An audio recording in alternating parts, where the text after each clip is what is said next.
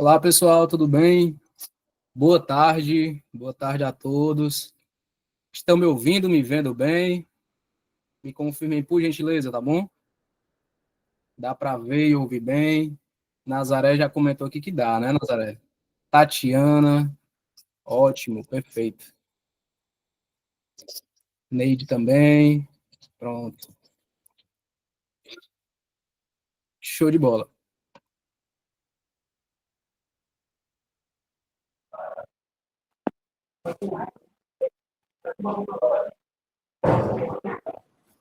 Gente, então vamos aqui iniciar, né? Tá perfeito o som, show, maravilha, né? Maravilha.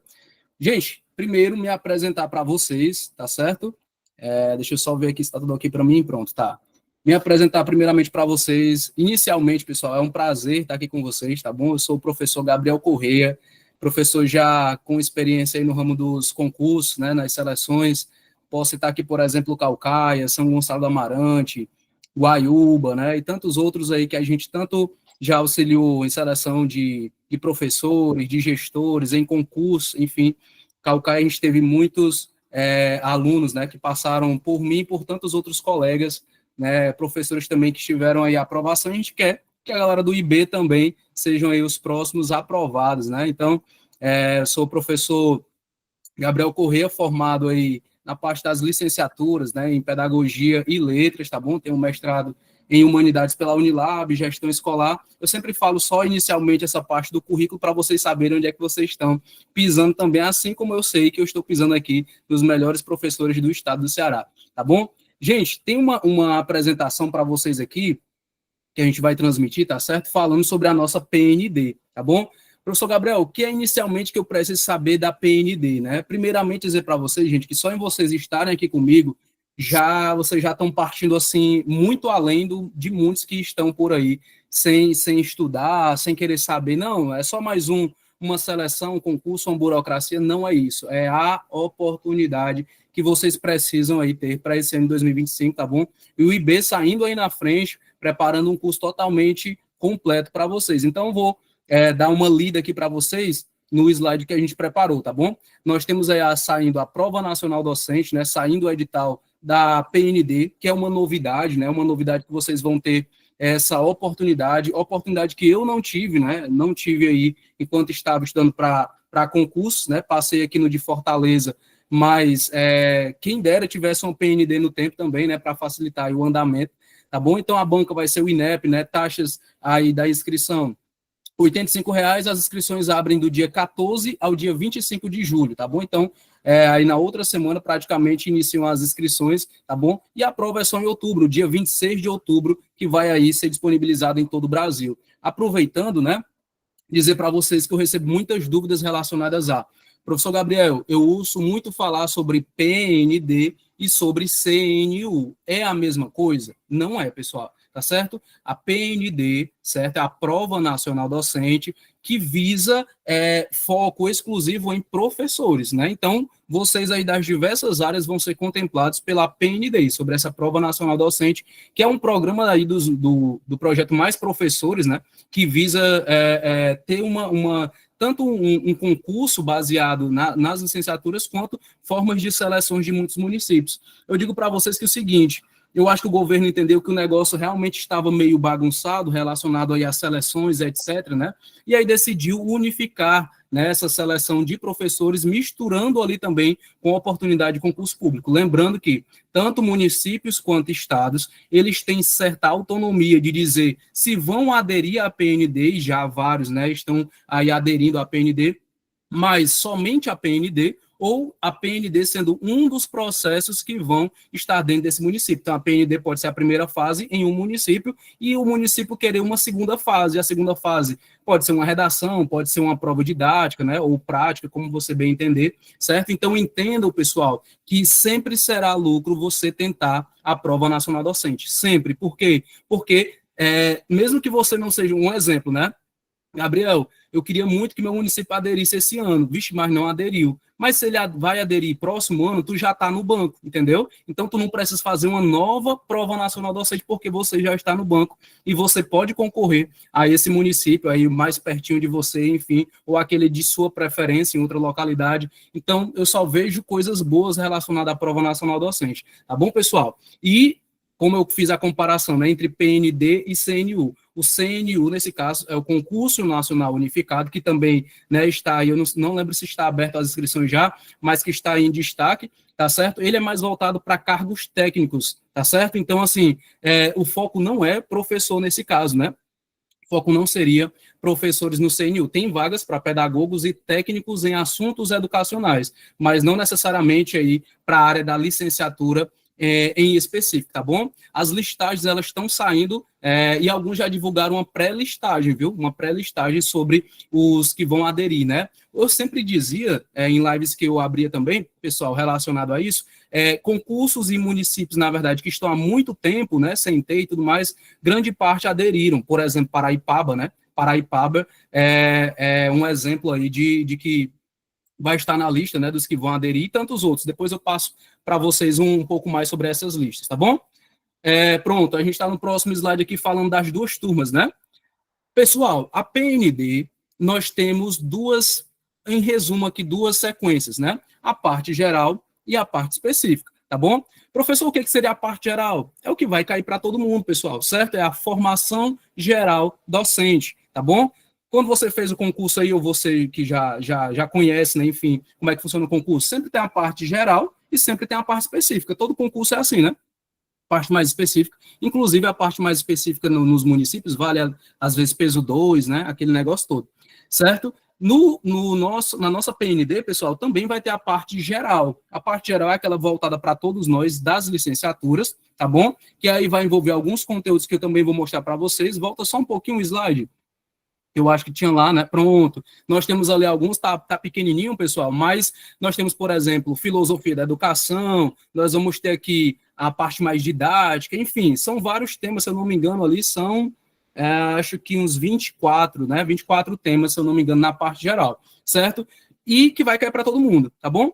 Mas nós temos também o nosso foco, que é a parte específica, né, pessoal? Na parte específica, nós vamos ter antropologia da educação, nós vamos ter trabalho e educação, a parte mais didática, enfim, também associada. Professor, eu que sou da pedagogia, vou ter algum benefício relacionado à parte geral e à parte específica? Pessoal, vai.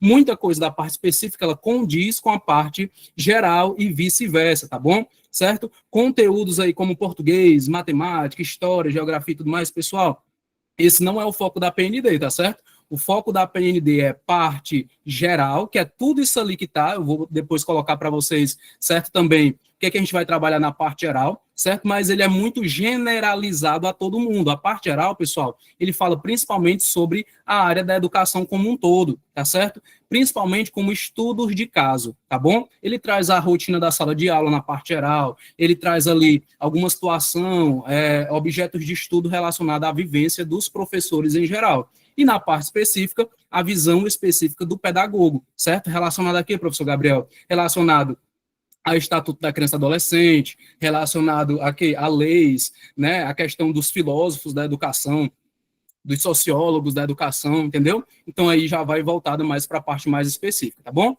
Na parte específica também, pessoal, lembrando que a PND é baseada no ENAD, por isso que no material que compartilhei com vocês, tinha lá INEP, ENAD, sempre vocês vão ver aí essa mistura de PND, INEP e ENAD, tá bom? Certo? Por quê, professor Gabriel? Porque é quem rege aí a prova nacional docente, certo? O INEP, né, nesse caso, esse instituto aí é o que vai fazendo aí com que as informações cheguem até nós, enfim, por toda essa parte, né? A FGV vai ser a banca organizadora oficial, certo? E o INEP estando ali na parte da organização também, certo? Mas a prova nacional docente, ela segue muito o modelo do ENAD, até pelas diretrizes do ENAD. Professor, e o que é ENAD, professor? Não sabia, né? Colocaram aqui, né? Não sabia nem o que era ENAD, professor. ENAD, pessoal, é uma prova que o pessoal das licenciaturas, certo, da graduação, sempre faz ali ao final, certo, da sua graduação.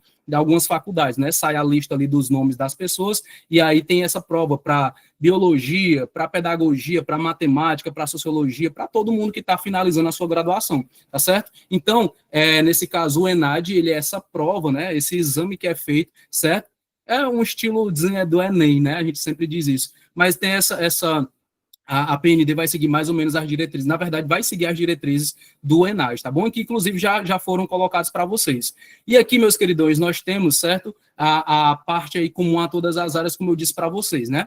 Filosofia da educação, história da educação, sociologia da educação, psicologia da educação. Professor Gabriel, tudo isso aí vai cair como, professor Gabriel, na minha prova? Foi como eu falei para vocês. Pessoal, através de textos, através de questões, né, onde você analisa uma opção e a outra tem que ver se ela condiz com a primeira, se elas são iguais ou são parecidas ou não tem nada a ver uma com a outra, né, estudos de caso relacionado à prática pedagógica do professor, tá certo? Eu gostei da temática da PND, pessoal, basicamente seguindo os modelos do ENAD, né, certo? Por quê? Porque a gente tem ali a prática da leitura, certo? Não necessariamente nos diz que você não precisa conhecer a LDB, a legislação, não é isso, certo? Mas na leitura tu já vai entendendo qual a tendência da resposta, entendeu? Isso, para quem fez o Enem, pessoal, é quase a mesma coisa, né? Eu sempre digo, quando eu estava lendo as questões ali do ENAD, eu disse assim, rapaz, para quem já fez o Enem, é muito parecido, os textões, né? Enormes, os textões, às vezes, que cai lá,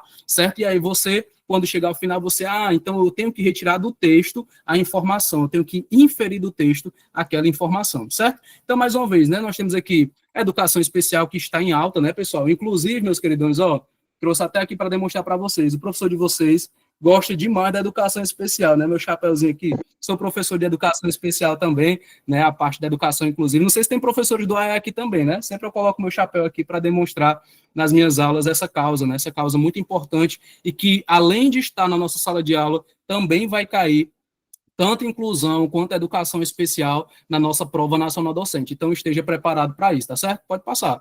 Aí são só os assuntos comuns a todas as áreas. Quem são os professores? Olha aí os professores que nós temos, né? Dentro da nossa...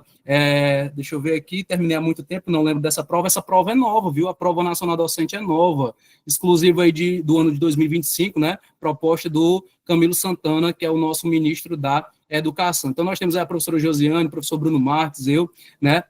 E tantos outros professores que estão aí compondo, certo? O grupo aqui do IB Concurso, viu, pessoal? Pode passar. Componente geral docente que nós vamos ter, né, a parte aí da história da educação, enfim, da filosofia da educação, da parte mais geral, pode passar essa parte. Outros professores também, né, o José Cleano aí também fazendo parte, né, eu aí colocar até meu mini currículo aí para vocês, professora Josiane, né. Pessoal, nós temos aí, pode passar, essa parte, como funcionará o curso, tá bom? Nós temos aí aulões ao vivo, aulas gravadas, atendimento em caso de dúvidas, nesse caso é super importante. Inclusive, pessoal, meu Instagram é @profgabrielcorrêa, tá certo? Não necessariamente você vai dizer assim, eu vou mandar uma mensagem para o professor Gabriel, já vai responder na mesma hora. Calma, viu, pessoal? Mas dentro de 24 horas ali é o máximo que a gente tenta responder as dúvidas dos nossos alunos, tá certo? Sobre a PND são muitas dúvidas, então a gente sempre está à disposição também dos alunos para estarem tirando essas dúvidas, tá bom? Cadernos de questões por disciplina, grupo oficial de WhatsApp, material atualizado em PDF, tá bom? Então, tem muita coisa disponível aqui no curso para vocês, tá bom? Pode passar. Inclui simulados, revisão final, acesso por 1 ano na plataforma da PND, nesse caso, né? Então, você pode ver e rever quantas vezes você quiser.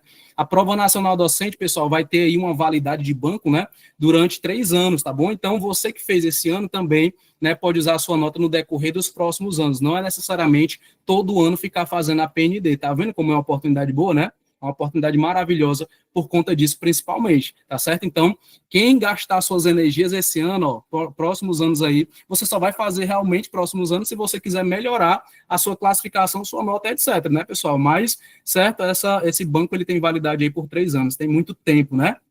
Pode passar. Vejamos a parte específica nesse caso agora, né? Parte específica, pessoal, nós teremos aí 50 questões de múltipla escolha, né, envolvendo situações, problemas e estudo de caso em cada área da PND, certo? Então, mais uma vez, é rotina de sala de aula. Vai se dar bem nessa prova, meus queridões? Principalmente quem tem domínio de sala de aula, nesse caso, que tem esse conhecimento da realidade da sala de aula atualmente. Aí você vai me dizer assim, ó, professor Gabriel, mas eu já sou professor, é claro que eu tenho domínio sobre a minha sala de aula. Pessoal, não é só você vivenciar a sala de aula, não. É você entender tudo o que acontece na sua sala de aula. Por que hoje em dia a gente tem muitos alunos, né, alunos da inclusão dentro da nossa sala de aula, e antigamente a gente não tinha, né? Porque atualmente o professor ele é mais mediador do que antigamente, que era só o detentor do conhecimento. Tudo isso você tem que saber, certo? Então, são das nossas aulas aqui envolvendo prática e teoria que você vai aí desempenhar e desenvolver uma capacidade crítico-reflexivo melhor para se sair muito bem na prova nacional docente, tá bom? As áreas de conhecimento avaliadas, artes visuais, biologia, ciências sociais, computação, educação física e todas as outras que vocês estão visualizando também junto comigo, tá bom? Pode passar. E a minha específica, né, pessoal? Deixa eu vender meu peixe, deixa. Pessoal, mais uma vez, eu não sei se alguém aqui já me conhece, né? Vocês até podem depois dizer se já me conhece ou se não me conhece, tá bom? Vou tirar agora o chapéuzinho aqui da inclusão, mas é porque sempre quando eu falo de inclusão, eu tenho que estar com ele, certo? Minha área que eu gosto demais. Gente, o professor Gabriel Corrêa está aqui com o objetivo, né? Auxiliar e ajudar vocês nessa aprovação. Eu não sou o detentor do conhecimento, né? Mas eu sou aquele que pode, nesse caso aí, abrir um pouco aí as suas perspectivas relacionadas tanto à tua aprovação, né? Tem muita gente, pessoal, que eu não entendo, né? Diz assim, professor, mas eu não vou fazer a prova nacional docente porque eu acho que é mais uma forma e tudo mais. Pessoal, não escute essas pessoas, pelo amor de Deus, certo? Se fosse no achismo, você não tinha comprado sua casa, seu carro, sua moto, tudo mais. Você vai naquilo que você acredita e eu vim fazer você acreditar no seu sonho, no seu potencial, tá certo? Professor, e se eu não me sair bem, claro que você vai se sair, mas se isso acontecesse, você tem todos os outros anos para fazer novamente, mas você vai dar tudo certo agora na primeira tentativa, né? Então, assim, é algo, pessoal, que vai ser anual, tá certo? Professor, mas é porque o pessoal disse que vai ter muito caráter de seleção. Calma, né? Calma. Olha aí, a Tatiana disse que é efetiva e vai fazer. Tatiana também, né? Já sou efetivo de Fortaleza, mas é uma oportunidade tão maravilhosa e tão boa que eu também quero fazer, né? Existem municípios, no caso, que pagam melhor que Fortaleza, que pagam melhor que o nosso estado e etc. E aí você fique à vontade para fazer para qualquer outra área, né? Enfim, tá bom? E aí a área específica de pedagogia, pessoal, tudo isso aí, ó, tudo isso aí que está transmitindo para você é o que a gente vai ver aqui no decorrer das nossas aulas, né? Professor, e tem como a gente ver tudo isso aí das nossas aulas, pessoal? Tem, viu? Inclusive já estou gravando, né, um material super especial para vocês também. Hoje é uma palhinha que a gente vai dar de resolução de questão, mas tem muita coisa boa para a gente ver, tá bom? Pode passar. Pronto, pode passar também, né? A nossa ementa aí. Show de bola. Isso mesmo, melhores remunerações, né? Para quem não sabe, Fortaleza, né, é uma das únicas capitais que paga muito bem também, claro, né, paga muito bem, mas é a que você mais tem benefícios dentro do estágio probatório, viu, pessoal? Certo? O estágio probatório de Fortaleza, ele é um dos melhores estágios probatórios aí para quem é recém-concursado, nesse caso. Futuramente aí, Fortaleza aderindo, né, vocês vindo aí para a capital, quem sabe, né? Então, aqui nós temos as específicas, né, nós temos aqui, pessoal, ó, criamos um grupo de cada específica, né? Nós vamos ter aqui artes visuais, biologia, ciências sociais, computação, educação física, filosofia, física, geografia, história, Oi? português, né? E tantos outros aqui, tá bom? Inglês, matemática, música, química e pedagogia estão dentro da proposta da PND e do IB concurso também, tá certo? Então, colocamos aí para vocês, então, criamos grupos de cada específica, uma compra coletiva nesse caso aí, que vai ser também informado para vocês como vai funcionar, tá bom? Super descontos aí, pessoal, tá certo? Sempre disponível para você do IB, né? Já me passaram todas as coordenadas aqui também, né? Com o valor normal de quanto, professor Gabriel? 170, né? O valor normal. Porém, tendo 30 alunos aí nesse caso, para a gente formar uma turma bem bacana, tá certo? Nós temos aí que esse valor cairá para R$ 100 cada específica. Pessoal, eu nunca vi preço igual, né, a um custo-benefício tão, enfim, tão maravilhoso que nem esse, né? Então, enfim, fica aí a deixa para vocês. O valor vai cair para R$ 100 por cada específico, tá bom? Acesso por 1 ano na plataforma, tá bom? Então, vocês vão ter aí esse acesso por 1 ano, certo? E você pode rever quantas vezes você desejar, tá certo? Então, é uma oportunidade realmente muito boa. Central de vendas está aí, né? WhatsApp está aí o número, tira um print da tela, né? Veja aí o que você vai fazer, se print ou anotar, mas eu, se fosse você, não perderia essa oportunidade. Meu caderno de anotações está aqui, está cheio de anotações. Notebook aqui cheio de aulas futuras para vocês também. Então, pessoal, o conteúdo vai ter e vocês vão ter o melhor, certo? Relacionado a conteúdo selecionado da Prova Nacional Docente, tá bom? Então, tem aí como se darão as aulas, professor. Pronto, a gente vai explicar um pouco mais para vocês também como é que vai acontecer nossas aulas, certo? A parte da gravação já estou gravando e tudo, pessoal, seguindo a matriz da PND. Eu não vou pegar nada de nenhum outro canto, não vou pegar provas que não tem nada a ver, eu vou seguir a matriz da PND. Olha o tanto de gente aí que já foi aprovado no IB concurso, né? Ó, certo? E primeiro lugar, né? Quando não é primeiro, é segundo lugar aí para vocês. Olha aí o tanto de aprovações, né? Certo? Então, muito bom. Alunos presenciais também aí para vocês, certo? Então, vejam essa oportunidade, pensem com carinho. E aí, quando a gente estiver resolvendo questões aqui também, vocês vão ver que o negócio realmente é sério, né, pessoal? Então, olha aí o tanto de primeiro lugar que está aí disponível para vocês. Temos os próximos concursos também, né? Os próximos concursos aí do Ceará, Eusébio, Itaitinga, Icó, Assaré, Juazeiro do Norte. Não vou ler todos, mas está aí disponível para você tanto de concurso que tem aí esse ano, pessoal. E lembrando que aqui, o que é que o Gabriel tem de diferencial também, meus queridos? Quando eu entro num objetivo como esse, eu não foco só nesse objetivo. Claro que eu vou dar o meu melhor aqui relacionado à Prova Nacional Docente. Porém, tem muitos assuntos que eu sei que também caem em outros concursos, tanto municípios quanto estados. E o que eu puder trazer também de conteúdos que caem em estados e municípios, que seja comum à Prova Nacional Docente, né, eu coloco para vocês com toda certeza. Então, videoaulas, caderno de questões, simulados, revisão final, grupo de WhatsApp, tudo isso vai estar à sua disponibilidade, beleza? Esse aqui, no mais, é a nossa apresentação voltada à Prova Nacional Docente e voltado aí a esse preparatório, né, tão conceituado que é o IB concurso, tá bom? Vi que vocês colocaram dúvidas aqui, né? Algumas dúvidas eu estava até já colocando, né? Terá concurso para Juazeiro do Norte nesses próximos 3 anos, né? Nesse caso, pessoal, tem uma lista, né, que o IB Concurso acabou de transmitir para vocês aqui, dos próximos que vão abrir, tá certo? E aí eu vou colocar para vocês novamente quando estivermos aí nos grupos de WhatsApp, tá bom? Beleza? E aí podemos ir aqui para nossa aula, né? Resolver questões, tá certo? Deixa eu ver aqui. Pronto. Tem uma galera aí com o microfone ligado, pode desligar, tá bom, pessoal? Só porque a gente vai resolver questões agora e a câmera também, tá certo? Vamos aqui, vou colocar aqui para vocês. Deixa eu ver se eu consigo transmitir esse nosso material, pensado com muito carinho, viu? Para a nossa aula de agora. Aulão de resoluções de questões. Vou transmitir aqui, na verdade, já estou transmitindo, tá certo? Depois só me confirme se está aparecendo direitinho para vocês. Deixa eu ver. Pronto, para mim já apareceu aqui, só vocês me confirmarem. Tá aparecendo para vocês, pessoal? Ah, Elane já... Elane é participativa, né, Elane? Gostei, viu? Show de bola, show de bola. Pronto, pessoal aqui tá me confirmando. Vou aqui subir, vou dar um zoom aqui. Você pode dar um zoom também na sua tela, viu? Vou dar aqui um zoom na minha tela. E você dá aí um zoom na sua também, certo? Pessoal, as questões que nós vamos resolver agora, elas são voltadas aí nesse caso, certo? Na última prova do ENAD, tá bom? Que foi nesse caso aí, pronto.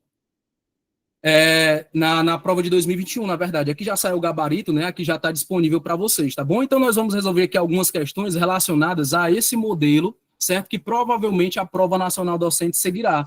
Professor, ela é bem objetiva, já faz a pergunta e vai direto para as opções, etc. Não, pessoal, certo? O perfil do ENAD, o perfil que a PND seguirá nesse caso, né, é um perfil mais contextualizado, tá bom? Então você vai precisar de uma leitura. Professor, mas eu não tenho muita paciência não. Professor, rapaz, você vai ter que ter um pouquinho mais de paciência para resolver essas questões junto comigo, mas você vai ver que no final elas são tranquilas, viu? Você pode dar um zoom aí na sua tela do celular ou do notebook. A minha aqui já está perfeita para mim, mas se não tiver para você, é só você complementar o seu zoom, tá bom? Certo? Pessoal, então vamos aqui devagarzinho fazendo a leitura das nossas questões, tá bom? Vamos aqui, certo? Resolvendo questões ENAD, PND. Vamos aqui, certo? Deixa eu pegar aqui uma canetinha mais tranquila. Acho que é essa aqui, certo? A primeira questão, pessoal, ela diz assim, quando eu estiver resolvendo as questões, eu não vou estar olhando para vocês, né? Eu vou estar aqui no nosso material, tá bom? Então, qualquer coisa aí, depois eu volto aqui para tirar as dúvidas, beleza? Diz assim, pessoal, ó, texto 1. A discussão coletiva na construção do PPP. O que é PPP, professor? É o nosso projeto político pedagógico, né? Constituem-se em referência importante para que vários segmentos da escola descubram formas de quê? Formas de participação. Pessoal, quando eu falo de escola, eu tenho que falar de participação. Escola é ambiente participativo, tá bom? Então, discussão coletiva tem tudo a ver com PPP, com participação também. Então, muitas vezes ainda não é percebida por eles, nesse caso, pela comunidade escolar, né? Além disso, pode levar os indivíduos a constatarem que é possível, apesar de que autoritarismos velados. Professor, me diga o que são autoritarismos velados. É aquele gestor, pessoal, que é mais autoritário, né, e tudo mais, mas que tenta não demonstrar muito isso, né? Ou explícitos também presentes na escola. Interferir nas decisões que vão orientar a organização do trabalho pedagógico como um todo, né? Então, assim, nós temos aqui um texto falando sobre discussão coletiva relacionado ao nosso PPP, tá certo? E o que é, mais uma vez, o PPP? É o projeto político pedagógico que visa dar a identidade da escola com a participação de toda a comunidade escolar, diretores, gestores, professores, né? Toda a comunidade como um todo, certo? Isso mesmo. Estou falando de gestão democrática, tá bom? No texto 2, pessoal, ele vem me dizer o seguinte, ainda falando sobre PPP, né? Ele vem me dizer aqui no texto 2 que o PPP, o nosso projeto político pedagógico, é um mecanismo que possibilita o conhecimento, e não só o conhecimento, viu, pessoal? Olha aí, o conhecimento e a transformação da realidade escolar mediante uma reflexão e ação, propondo, para tanto, a participação, né, a gestão democrática, como estratégia para efetizar, olha aí a palavrinha-chave, a prática democrática, algo que implica uma construção contínua e uma construção também coletiva. Isto pressupõe o conhecimento da nossa realidade escolar. Pessoal, toda comunidade, na verdade, toda escola tem a sua realidade escolar. A sua escola não é igual à minha não é igual à do nosso colega, né? Todas são diferentes. Então, a realidade escolar do dia a dia da comunidade atendida, seus problemas sociais. Professor, e toda escola tem problema? Me confirma aí, pessoal, se toda escola tem problema, porque eu acho que tem, né? E de suas práticas, as suas necessidades, suas perspectivas e suas possibilidades, tá bom? Então, o texto 2 também está falando de gestão democrática, também está falando de PPP, e ambas estão falando aqui, pessoal, certo? De situações, certo? Tanto positivas, como o texto 1 e o 2 fala também, quanto negativas, né? Você pode perceber tanto isso no texto 1 quanto no texto 2, tá certo? E aí nós temos as opções. Para quem não gosta desse formato de questões, pessoal, saiba que essa é a proposta tanto do ENAD quanto da PND, tá certo? São questões 1, 2, 3, 4, aí a gente vai analisando cada uma, tá certo? Mas vamos aqui na primeira opção, que ele está dizendo o seguinte, olha aí. Considerando o PPP, o nosso projeto político pedagógico e sua relevância na organização do trabalho escolar, avalie as afirmações a seguir. Nós queremos saber tanto sobre o PPP quanto da sua relevância. Vamos aqui. Pessoal, o PPP ele procura fortalecer as relações das escolas com as famílias e com a comunidade, articulando ações escolares com o contexto local em que os estudantes estão inseridos. Você concorda que o PPP ele busca trazer a comunidade para mais próximo, né? Enfim, trazer a escola para as famílias ali, fazer essa parceria, né? Articulando ações escolares, professor, eu tenho certeza disso, né? Em que os estudantes eles vão estar inseridos. Então, o PPP, essa é uma das principais características, é trazer a comunidade para perto, né? A comunidade escolar como um todo, tá bom? A 2, né, vai nos dizer que o PPP, pessoal, ele estimula a criação de atividades de formação da equipe pedagógica. Olha a palavrinha-chave, fortalecendo a escola como espaço de formação em serviço, né? Então, o PPP, ele tem esse objetivo também de estimular a criação, certo, de atividades sempre em parceria com a equipe pedagógica e sempre fortalecendo a escola como um todo, tá bom? Então, 1 e 2 até agora, tranquilos, tá certo? 3, né?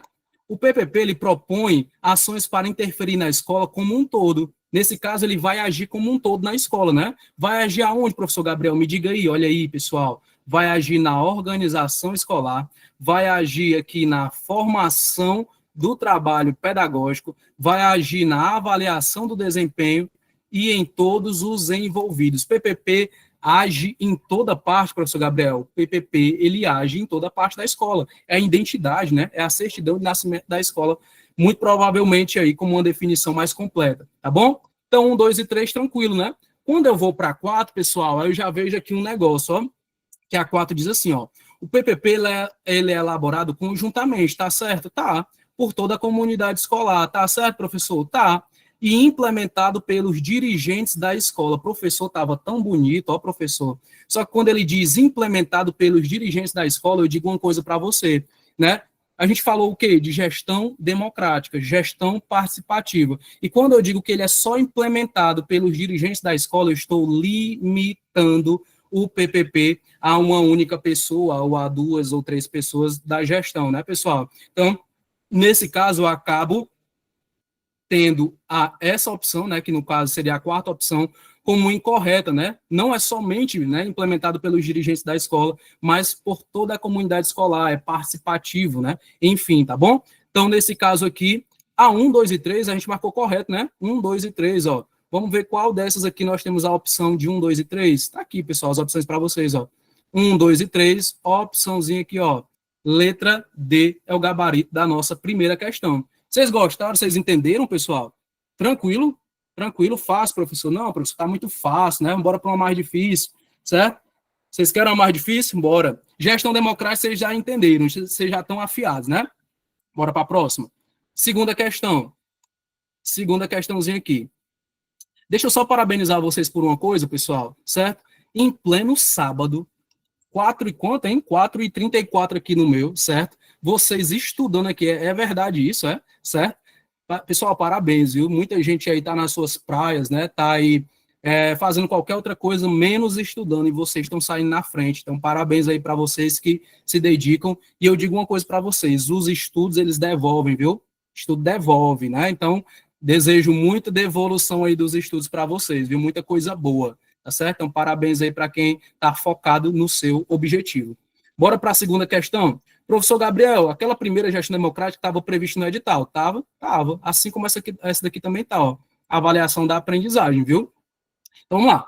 A avaliação da aprendizagem escolar se faz presente na vida de todos nós. Pessoal, tudo que a gente faz, a gente avalia. Tudo. De alguma forma, né? Estamos comprometidos com atos e práticas educativas. Tudo à nossa volta gira em torno da educação. Pessoal, pais, educadores, educandos, gestores das atividades educativas públicas e particulares, administradores da educação, todos estamos comprometidos com esse fenômeno que cada vez mais ocupa espaço em nossas preocupações educativas. A avaliação da aprendizagem está em tudo também. O que desejamos é melhor qualidade de vida. Claro, a educação nos proporciona isso. Você que está estudando para concurso quer melhorar de vida, né?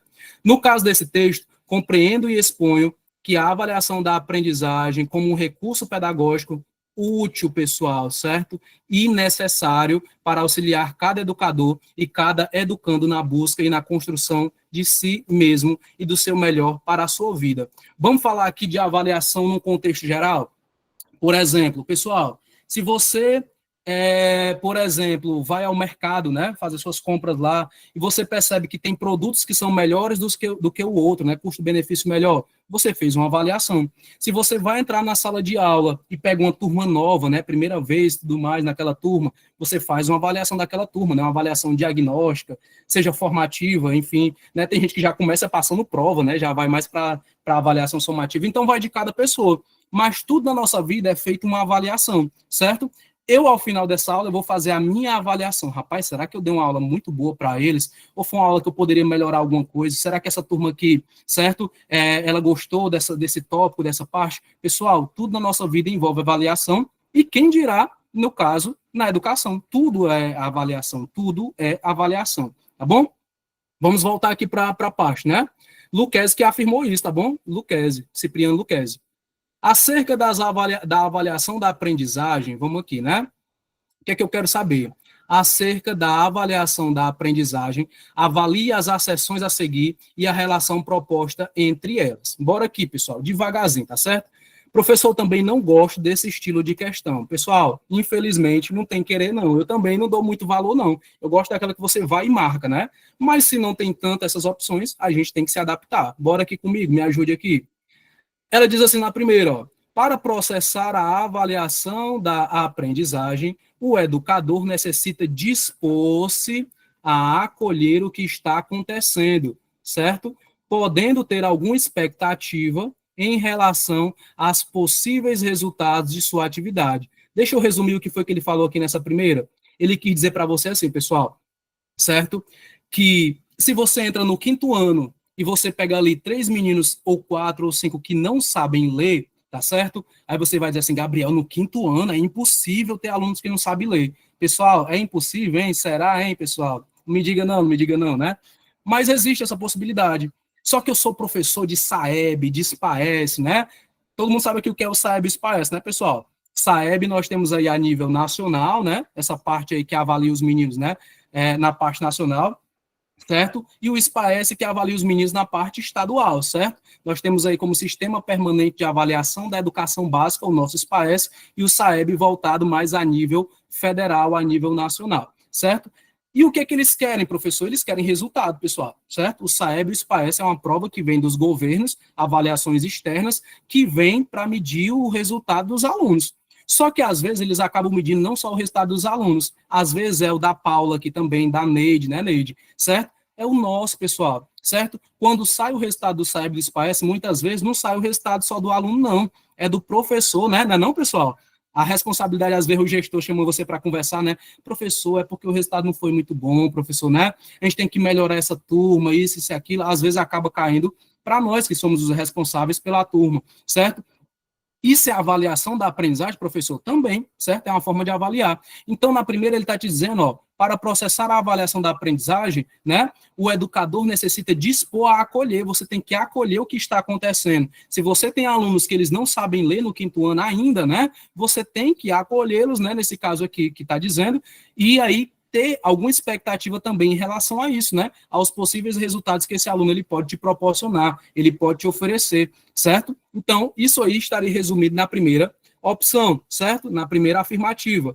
Aí ele diz aqui, ó, porque no processo de ensino e aprendizagem, o educador ele pode intervir na própria prática educativa. Você pode intervir na sua prática educativa? Claro, você é o professor, né? Ao reconhecer as várias dimensões que interferem no desenvolvimento do educando e não só na aprendizagem de uma disciplina. Professor, e nessa segunda, o que é que ele quis me dizer? Ele quis dizer que você também tem uma certa autonomia de, como você percebeu ali na primeira, que tem alunos com dificuldade, alunos que não estão conseguindo, você pode intervir na sua prática educativa, certo? Reconhecendo as várias dimensões que você, enquanto professor, tem, né? O poder da alfabetização, da mediação, de todo esse processo, certo? Então, eu estou resumindo para vocês que tanto a 1 quanto a 2, elas falam de avaliação e elas dizem que você pode pegar a turma nessa situação, porém, você não vai chegar até o final do ano sem fazer nada, né? Você vai intervir de alguma forma na sua prática educativa, né? Um reforçozinho para uns, conversar com a gestão. Outra dica que eu vou dar para vocês, pessoal, tá certo?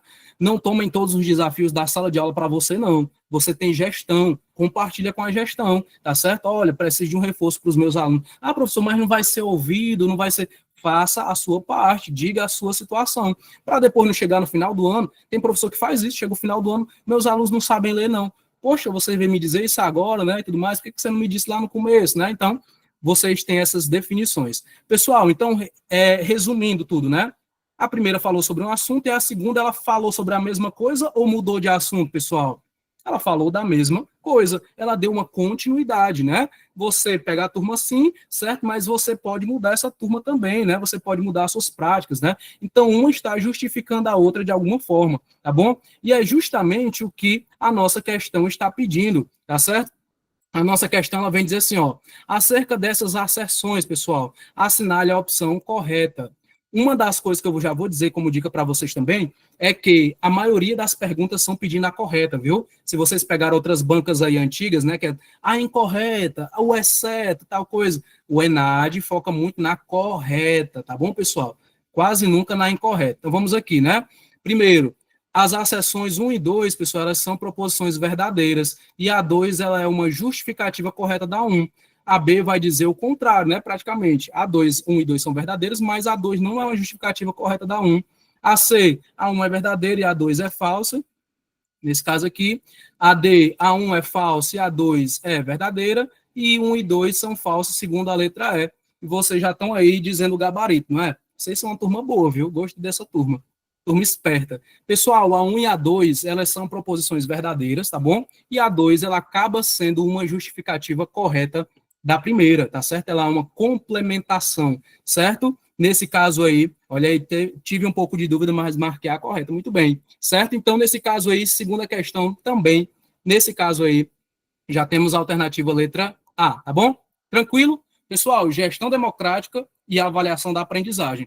Já trabalhamos 2 assuntos aqui na nossa live, né? No nosso momento aqui de estudos. Espero que vocês estejam entendendo principalmente, tá bom? Professor, o senhor vai resolver quantas questões? Pessoal, deixa eu dizer uma coisa para vocês. Preparei aqui 10 questões, tá certo? Mas professor Gabriel, a aula se estendeu muito, o que é que eu faço? Pessoal, eu vou aqui até ir dando certo, até o ponto que vocês gostarem aí, disseram, professor, pode continuar, viu? Certo? Mas, gente, só complementando uma coisa para vocês. Quantidade não significa qualidade, correto? Eu podia botar aqui 50 questões. Se eu tivesse fugindo do edital, se eu tivesse falando coisas nada a ver, etc., não ia te servir de nada. Eu prefiro escolher 10 questões que eu consiga seguir o edital, trabalhar da melhor forma, explicando. Vocês viram que aqui eu não consigo só ler a questão e marcar a opção. Não dá, pessoal, certo? Nós precisamos sempre entender a parte teórica dentro das questões, tá certo? Então, se eu falo de avaliação da aprendizagem, eu tenho que te dizer o que é avaliação somativa, formativa e diagnóstica. O que é a somativa? Foca em nota, em resultado. O que é a diagnóstica? Foca no diagnóstico do aluno, né? O médico, né? Você precisa saber o que é que o aluno precisa melhorar e etc, né? O que é a formativa, professor? Você vai avaliar a continuidade do processo do seu aluno, a forma que ele se comporta, que ele participa, que ele interage, né? Não somente ali uma situação, mas a continuidade dos processos, tá bom? Então, é esse o resumo. Gestão democrática, eu não posso só vir aqui resolver, eu tenho que falar o que é gestão democrática, como ela se aplica, o que é PPP, beleza? Então, por isso que eu demoro um pouquinho às vezes na questão, mas para tirar aí toda dúvida que você possa ter, tá bom? Esse é o jeito do professor Gabriel Corrêa. Terceira questão, pessoal, né? Vem falar sobre a história da alfabetização no Brasil. Tá no edital, pessoal? Tá, viu? Tá no edital a história da alfabetização no Brasil. Pessoal, ela se caracteriza como um movimento complexo, marcado pela recorrência discursiva da mudança, indicativa da tensão constante entre permanências e rupturas. Então, a história da educação no Brasil, ela não é uma linha, ela é em cima, embaixo, entendeu? Diretamente relacionadas à disputa pela hegemonia, pelo poder dos projetos políticos, viu? E educacionais de um sentido moderno para a alfabetização. Então, o pessoal diz que quer mudar a educação, porque quer realmente uma coisa melhor, etc., mas às vezes não é só isso não, viu?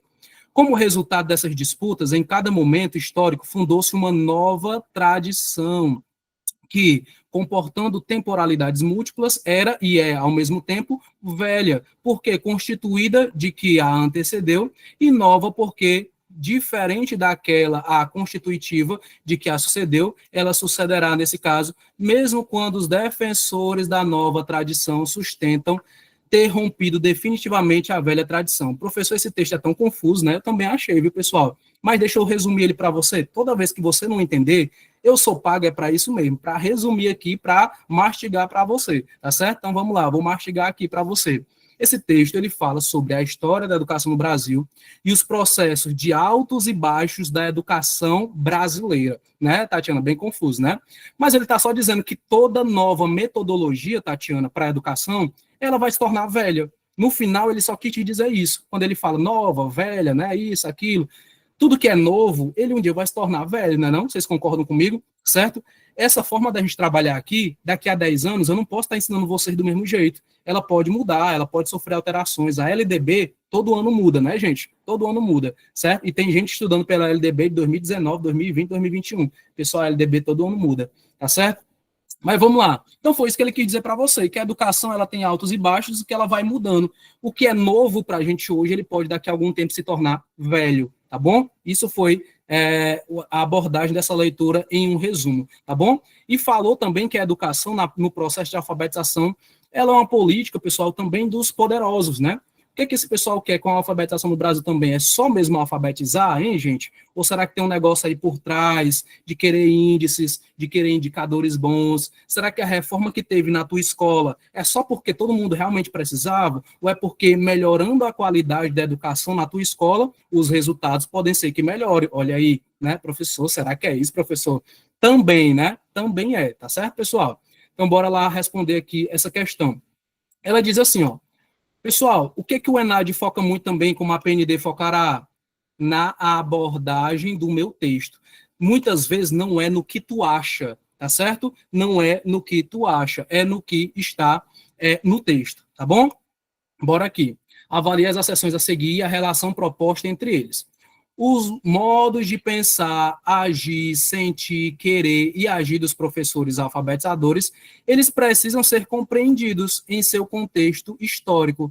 Pessoal, o nosso modo de trabalhar hoje, aqui pelo Google Meet, tá certo? Em pleno 2025, pelo Google Meet, será que fosse há 10 anos atrás, a gente estava tendo aula pelo Google Meet para concurso, hein, gente? Será? Será que os modos de pensar que a gente está utilizando agora, de sentir, querer, agir dos nossos professores agora, sejam alfabetizadores ou seja a gente aqui, por exemplo, né? Ele deve analisar o nosso contexto histórico? Eu acredito que sim, né? Nesse caso, eu já estava lendo do David, né? Mas nesse caso, a gente tem que entender o nosso contexto atual.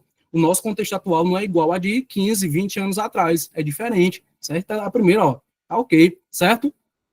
E aí, ela diz assim, por quê, né?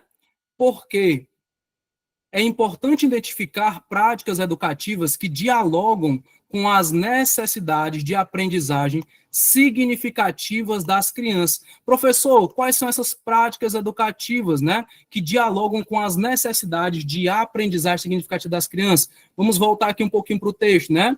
Ele vai falar aqui, pessoal, no texto que nós temos aqui, ó. Deixa eu ver, ó.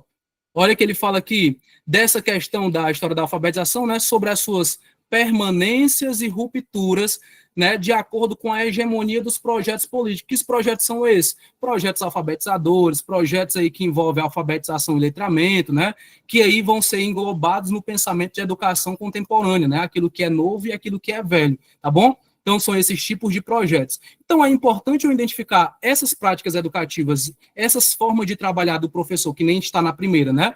Que vai dialogar com as minhas necessidades das minhas crianças atualmente, é importante, pessoal, certo? Eu entender que a realidade delas, nesse atual, ele é totalmente voltado ao modo de pensar, de sentir, de querer e agir também, certo? Do meu contexto histórico, tanto do que foi passado, quanto da minha atualidade, tá certo? Então, 1 e 2 aparentemente são proposições verdadeiras, certo? Só que aí vamos ver aqui, ó, na letra A, ele vai dizer para a gente que a acessão 1 e 2 são verdadeiras e a 2 é uma justificativa correta da 1.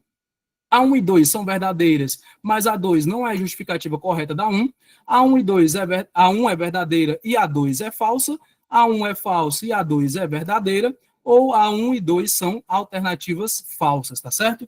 Vamos fazer uma análise mais uma vez. Primeira, né? Vem falar que o modo de pensar, sentir, querer e agir dos professores alfabetizadores, eles precisam ser compreendidos em contexto histórico. E você viu que ele fez toda uma análise histórica do contexto, né, que foi apresentado, tá bom? Então a primeira tá ok, né? Porque é importante identificar as práticas educativas que dialogam com a necessidade de aprendizagem significativa das crianças nesse contexto histórico. É totalmente importante nós observarmos essa prática educativa que dialoga, né, que faz esse diálogo entre passado, presente e futuro da alfabetização, tá bom? Então, nesse caso aqui, mais uma opção que a análise aqui é letra A, tá bom? Letra A. Quarta questão acho que não, terceira questão, né? Terceira questão, as duas são verdadeiras e as duas se complementam, tá bom? Bora para a próxima. Pessoal, Piaget cai na minha prova, professor Gabriel? Será, gente? Certo? E isso, o professor precisa estar aberto ao novo, com toda certeza, com toda certeza. Certo? E assim, pessoal, complementando, né? Tem muita gente que é crítico à educação tradicional, né? Professor Gabriel, eu não gosto da educação tradicional, que o professor é detentor do conhecimento, que os alunos são só sujeitos passivos da educação e etc. Eu sou a favor, professor Gabriel, do professor transformador, do professor mediador e etc. Eu não vou julgar, totalmente positivo isso. Porém, vocês concordam que algumas coisas tradicionais, elas fazem um pouquinho de falta na nossa educação, né? Quando você entra, por exemplo, numa turma que ela não tem domínio, né? Enfim, que ela está totalmente ali virada de cabeça para baixo, você fica assim, ah, rapaz, se fosse no tempo da educação tradicional, né? Se fosse no tempo da educação tradicional, talvez eu teria um pouco de domínio com a minha turma, mas aí, não estou dizendo, né? Não sou defensor de educação tradicional. Mas eu estou dizendo para vocês que algumas questões, como a falta de respeito, né, esse pensamento de professor como realmente uma posição ali que exige respeito, né, pessoal? Enfim, está se perdendo algumas coisas, né? Então, a gente não pode deixar isso acontecer. Claro que a educação transformadora sempre ela vai ser uma solução para isso, mas nós precisamos sempre entender que a educação tradicional ela não é 100% a vilã, tá certo? Claro que ela não vai ser cobrada nas provas como algo muito positivo, né? Vocês já sabem disso, tá bom? Mas vamos aqui para a quarta questão. A quarta ela vai dizer assim, pessoal, para Piaget, professor Piaget cai, pessoal, cai Piaget, cai Vygotsky, cai Vallon, né? Certo? É bom a gente pegar um pouquinho de cada, com certeza, né? Se fosse uma aula na escola profissionalizante e tudo mais, com toda certeza. Estou dizendo, tudo tem seu lado positivo, é isso mesmo, viu? Parabéns aí pela colaboração. Então vamos lá. Para Piaget, a base fundamental do conhecimento, pessoal, lógico-matemático, é a própria criança, né? Assim, ao desenvolver essa estrutura, a criança ela assimila e organiza o conhecimento. Então, o foco do Piaget, pessoal, é dizer que a matemática, o conhecimento lógico-matemático da criança é principalmente dela mesma, né? É algo que ela precisa entender, ela precisa captar, tá certo? A noção do número só pode emergir a partir da atividade de estabelecer tipos de relações. Então, o professor, não adianta só o professor aplicar se o aluno ele não entende assim dele mesmo, né? Muitas situações cotidianas, né, que ele desenvolveu, tá certo? Daí decorre que o primeiro princípio do ensino, pessoal, é de atribuir importância ao fato de colocar todas as espécies de objetos, dos eventos e das ações em todos os tipos de relações, trazer para a prática, né? É primordial que o professor ele propicie um ambiente de aprendizagem onde existam números falados e números escritos. E aí tu já vem para cá porque tá bem fresquinho ainda isso aqui, ó, certo? Com vistas ao ensino do valor posicional dos números, coisa que o professor de vocês só foi aprender tarde da noite, né? Uma professora, ela propõe uma atividade aos seus alunos de qual turma? Do segundo ano do ensino fundamental, para que eles escrevam um número ditado. Qual é o número, professor Gabriel? Ela disse assim para os seus alunos, ó, pessoal, bora escrever aqui o número 2.894. Tá aqui o número, ó, 2.894. E em seguida, observa que a maioria das crianças, olha como é que eles escreveram, gente, ó, os meninos do segundo ano, né? A maioria escreveu assim, ó, e eu não vou julgar eles, viu? Não vou julgar eles, tá certo? Todo mundo já aprendeu, né? Eles escreveram, pessoal, ó, 2.000, tá ali 2.000. 800, tá ali 800. 90, tá ali o 90, tá ali o 4, né não? Vocês concordam não, né? Certo? Escreveram. Consideramos as ideias de Piaget expostas no texto, né? Essas ideias do Piaget que ficaram expostas no texto. Assinale a opção que apresenta a explicação correta para o resultado dessa atividade. Pessoal, por que, que eles fizeram assim, gente, hein? Os bichinhos, olha aí, gente. Por que, que eles fizeram dessa forma? Aqui na A diz que, vamos lá, a escrita numérica das crianças, ela se desenvolve por meio de experiências pedagógicas estabelecidas em sala de aula, que priorizam a reprodução de atividades lógico-matemáticas, né? Certo? Lembra que é de acordo com as ideias de Piaget e com aquilo que foi exposto no texto, né? Ele está dizendo na letra A, pessoal, que a escrita numérica das crianças ela só vai se desenvolver por meio de experiências pedagógicas. Claro, também por isso, né? Estabelecidas em sala de aula, mas também fora delas, né? Vou citar um exemplo para vocês. Deixa eu trazer para o português, né?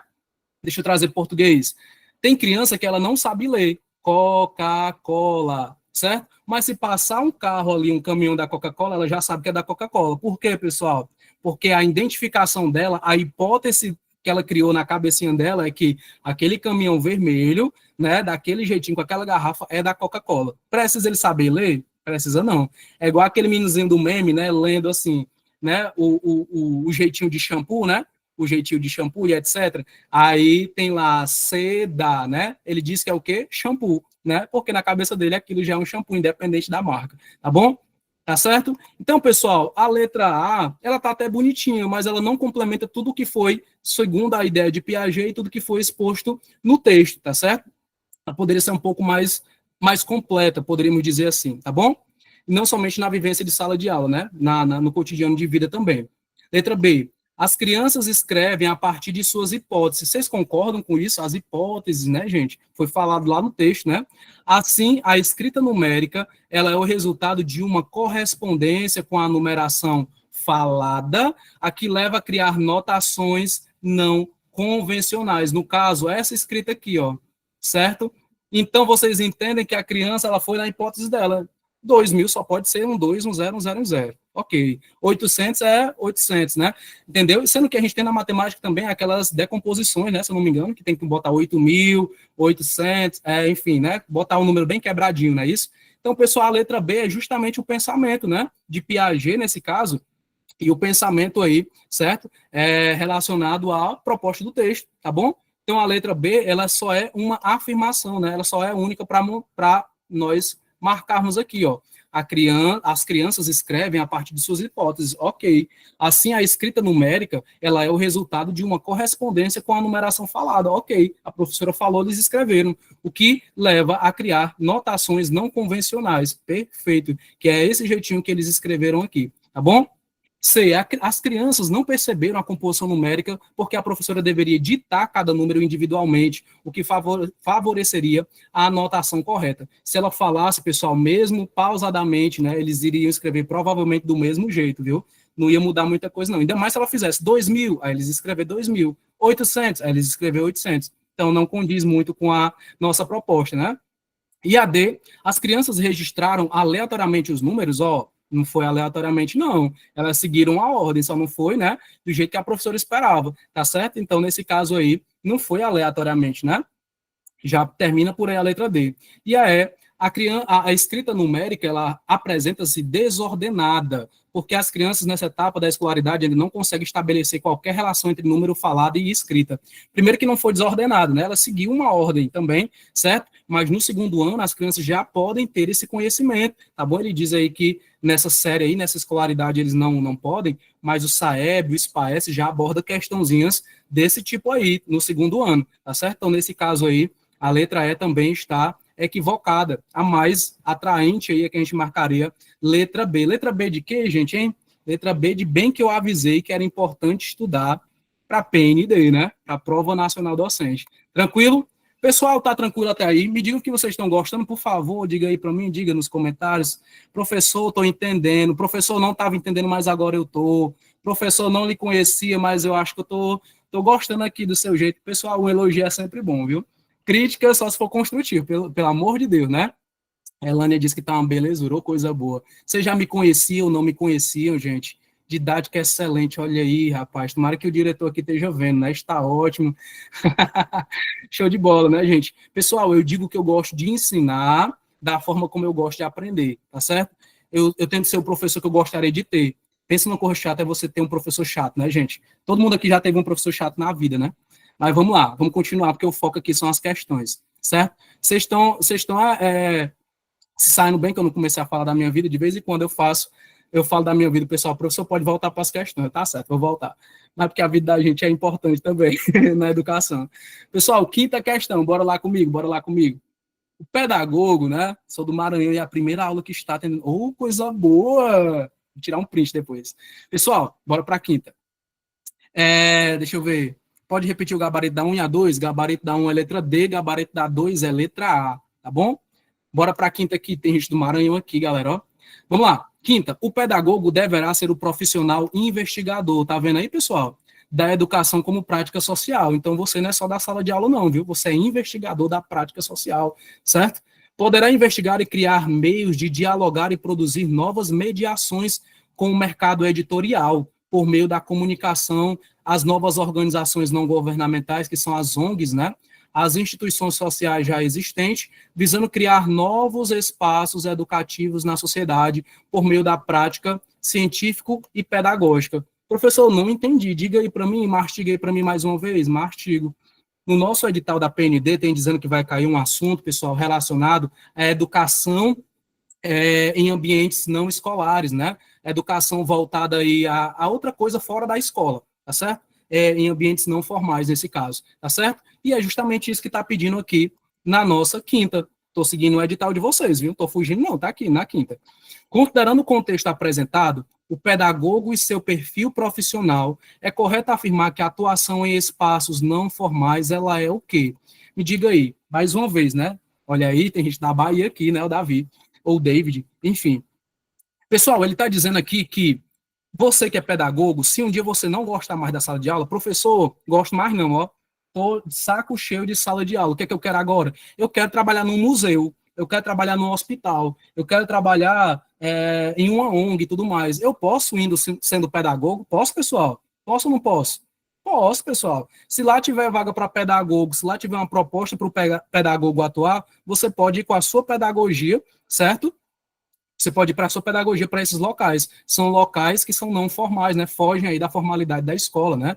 Espaços não escolares, como a gente chama, tá certo? Então, você com a sua pedagogia pode, inclusive, sempre sair editais, pessoal, até de indústrias, viu? Que sai lá, às vezes, vaga para pedagogo, tá bom? Por quê? Porque todo ambiente seria necessário ter a atuação de um pedagogo, porque às vezes o pessoal não contrata ou não leva a sério, mas tem muitos ambientes que, não somente escola, que são. Certo? Pessoal, ele diz assim mais uma vez, considerando o texto apresentado, dizendo que o professor pode atuar em várias áreas, né? O pedagogo e seu perfil profissional. É correto afirmar que a atuação nesses espaços aí, no museu, no hospital, né, nas ONGs, é o quê, pessoal? É o quê? Vamos aqui. É baseada na criatividade. Será, pessoal, que é só isso, hein? Nos interesses pessoais da pessoa, olha aí, e sociais, né? Em uma prática livre e espontânea. Será que é assim, pessoal? Sem regra, hein? Tá tão sem regra, né? Bora lá, para B. Ela disse que é centrada, né? Tudo que é centrado é limitado, viu, pessoal? Centrado em processo de formação humana, dispensando a aplicação de práticas educativas sistemáticas. Certo? Será que é a letra B?